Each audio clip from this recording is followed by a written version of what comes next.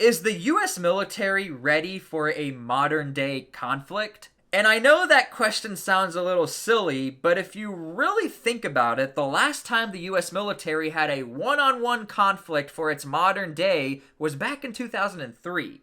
And of course that was the Iraq War, but even then, that conflict technically only lasted like a month.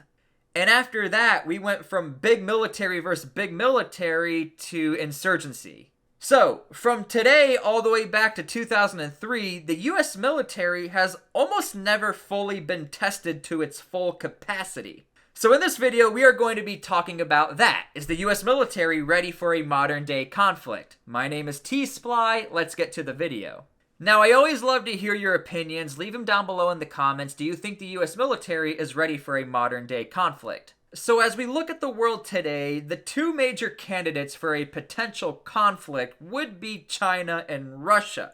Now, let's tackle Russia first. Russia is a really interesting case study because we technically are fighting them, but not fighting them at the same time.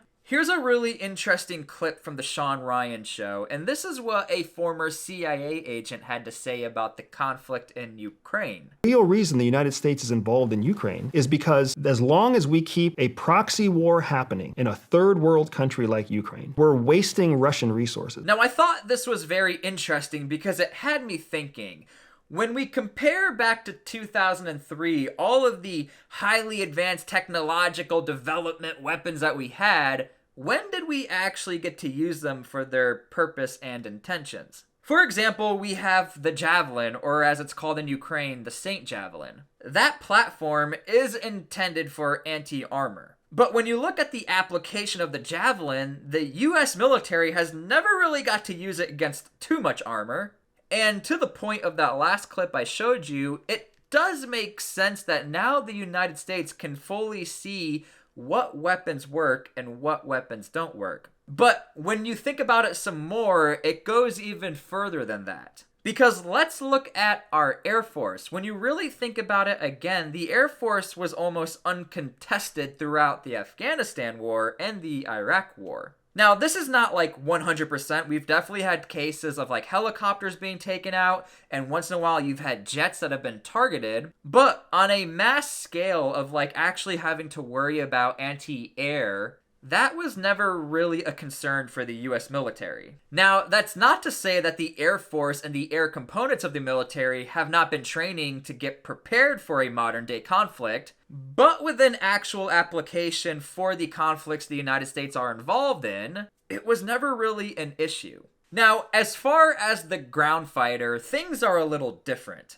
Because even though the US military hasn't really fought in a direct one-on-one conflict against a big military, the US military is the most combat-hardened military in the world currently. I mean, everyone knows a veteran or a friend of a veteran because of the amount of people who joined the military, especially back in 2003. There was a lot of patriotism and a lot of people wanted to fight for the country. And again, regardless of what you think of the Iraq or Afghanistan wars, it happened and a lot of people joined the conflict. But you have to understand, the US military is like the largest game of telephone. And from combat experience to combat experience to combat experience, everything that a soldier learned from every situation gets passed down to the next soldier. And because of this, even to this day, we have soldiers who have served in Iraq and Afghanistan who are in the current military. And I would argue that's really important.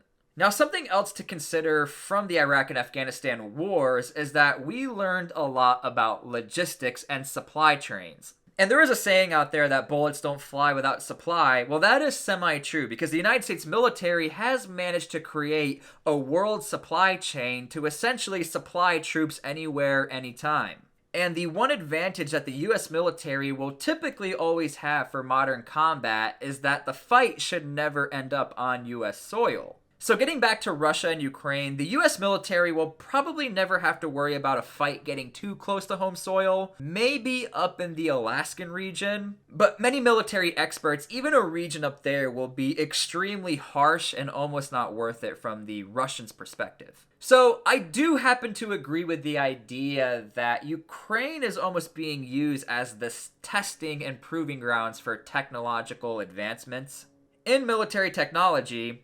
but also in strategy on the battlefield. Because as a soldier, I will always remember we had to train for two sides of the coin. We had to train for counter-terror operations, and we had to train for big military operations in case something had popped off or happened. And I think that is one thing people tend to forget when we talk about a modern-day US military.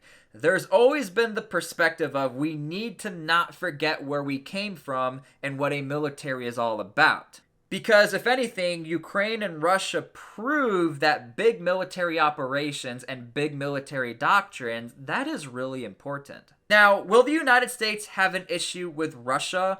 Probably not, considering what's going down in Ukraine, is that Russia's sort of shown that they are not as capable as we thought. Not to take them lightly, they're doing the best that they can. But on the defensive posture from the Ukrainian side, Russia does not seem to know how to really push in an offensive position. And that is one capability every military needs to have and they need to be good at. For example, when you correlate that to the US military and how they operated within Iraq in such a short period of time, using their air assets and ground assets to take out the Iraqi military, you can see how important an offensive posture is. And again, that is just lacking within the Russian military. So moving on from Russia to China, China is the one we probably have to worry about. China, at the time of making this video, they've shown hostilities within their region. They have quite literally proven that they can encircle all of Taiwan and probably decimate it if they wanted to. And I don't think we should necessarily take that lightly. We should know that China has the capability, but what does that have to do with the United States? Well, it has everything to do with the United States because, like I said, we're talking about modern warfare today. And one military branch that has sort of changed the way that they are going to operate, the US Marines. They have already gotten rid of their tanks, they've gotten rid of scout snipers, and they have invested a lot of money on amphibious vehicles and their island hopping doctrines. This is because that is what the Marines do. They are a maritime force. And China is proposing a maritime conflict, not only with Taiwan, but pushing down into the Philippines. And it's interesting because it seems that history repeats itself, especially in the Pacific. And the Marines almost want to get back to that World War II doctrine of where they did this island hopping campaign and fortified the islands, defended the islands, and moved on to a next position. Now, one major complication when it comes to modern warfare in the Pacific, that would be logistics. And the United States has already admitted that they might have a logistics problem in the Pacific. Considering geographically, the Pacific is massive from a military perspective and a battle space. Because even though we live in 2023, having distance from your enemy is still important. And we are quite far from China and mainland United States to where we would need to provide provisions for Taiwan, for Marines, or anybody who is operating within the Pacific region. So keep that in mind, that logistics, again, bullets don't fly without supply. Logistics in the Pacific might be an issue per admission of the DoD. But nonetheless, the United States almost seems to not worry too much about China, as in they know that their military is legit. They have gotten a lot better since the 80s. But China has never really had a legitimate conflict. And one would suggest the only reason why China is picking on Taiwan, yes, they want to bring him back under the one China policy. China might be using Taiwan just to instigate their forces to have a purpose and to fight. Some people would argue that's why the Afghanistan war lasted so long, so that soldiers could get some training. So keep that in mind. Even though China might tank for tank, drone for drone have the same assets, the one thing that they don't have is they have almost no combat experience. And if there's one asset that we are definitely the best in the world, it's our Navy. And what's really interesting about the naval component of the US military, it's pretty much never stopped developing or deploying since World War II. Because after Pearl Harbor, that was almost like our 9/11 for World War II, where we will never allow all of our forces to be stationed in one area. We are going to spread our assets.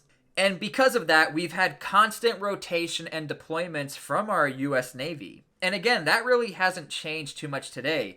The biggest change would be China just developing their own islands and their own territories. And a really big reason why this could be a problem is China could quite literally create land masses to cut us off from Taiwan, or to cut us off from the Philippines. Really what I'm trying to say is the US Navy could definitely outdo the Chinese Navy, but it could also instigate a war or conflict that we never asked for. Because don't get me wrong, we don't want war with China, but it seems that China has always instigated or talked about provoking some sort of conflict, and using Taiwan as the one factor to where they could initiate a conflict. So these are things to think about. And what's a little scary, not scary, is that when you put Russia and China together, that could be an issue for the United States.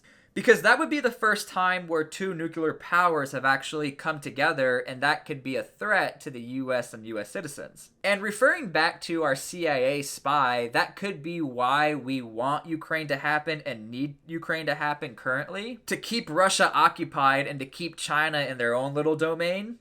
And obviously I'm not a proponent for war and for any sort of conflict, but this is the scenario we live in today. Something I also want to mention is that the United States, as of today in making this video, they are almost uncontested in the Atlantic Ocean. But a lot of that might change, and that might change some naval policy, because China wants to put a sea base in Africa within the Atlantic region.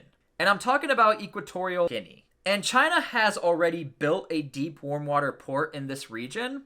The only issue is they haven't technically been signed off by the local government to place their warships there. Once that happens, I think we are going to have a different conversation, because if China can put a nuclear submarine there, it is a really big problem for the United States to know there's a nuclear submarine going back and forth on the Atlantic seaboard. So again, this is not to scare you or to trigger anybody, but it's just a food for thought and for you to realize we haven't really been in a legitimate conflict since 2003. Not a direct one-on-one big military versus big military conflict. Now, I do think the United States is moving in the direction where we are trying to get away from insurgency, but that's very difficult because all of our hands are almost tied, especially in Africa, Syria. We still have soldiers in Iraq. And we are almost thinning ourselves out by doing that. And I don't think there's a simple solution and answer to what we should do. Do we pick between the big military or insurgency? I think there is a world where we can have a little bit of both. But nonetheless, this is an issue for the United States, and they are trying to figure out with the US military. So let me know what you guys think. This was just a little food for thought exercise. Again, we haven't had a conflict since 2003. And it is a legit question. Is the US military ready for a modern day conflict? Leave your comments and opinions down below. My name is T-SPLY, and we'll see you later.